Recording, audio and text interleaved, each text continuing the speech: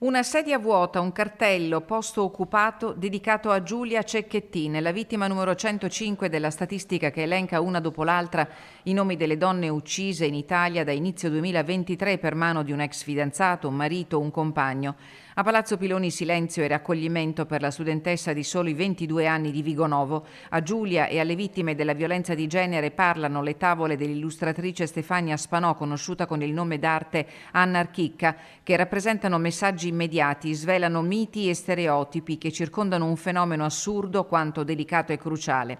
L'iniziativa nei giorni che anticipano il 25 novembre della consigliera di parità della provincia di Belluno, con il supporto della provincia stessa e la collaborazione delle commissioni pari opportunità dei comuni di Belluno e di Ponte nelle Alpi. Questa mostra si chiama Non chiamatelo raptus, come viene definito tante volte dalla stampa un femminicidio.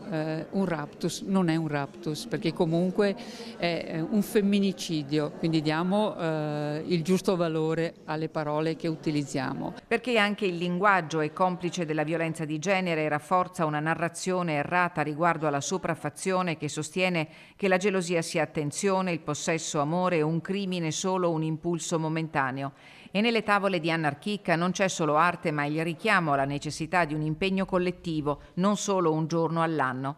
Tra le associazioni presenti Belluno Donna, che quest'anno ha deciso di celebrare il 25 novembre in silenzio. Abbiamo deciso di mantenere una posizione di relativo silenzio, poiché sono tanti, in troppi, anche che non conoscono né la portata di questo fenomeno, né la sua genesi, né le sue manifestazioni, sono in troppi a parlarne. Lasciamo a loro lo spazio per il 25 novembre e noi ci occuperemo di tutti gli altri 364 giorni. Dalla consigliera di parità l'auspicio che le istituzioni colgano l'importanza dei centri antiviolenza sul territorio e che intervengano per la modifica della legge intesa Stato-Regione che richiede la loro riperibilità H24 e per la quale Belluno ha chiesto una deroga.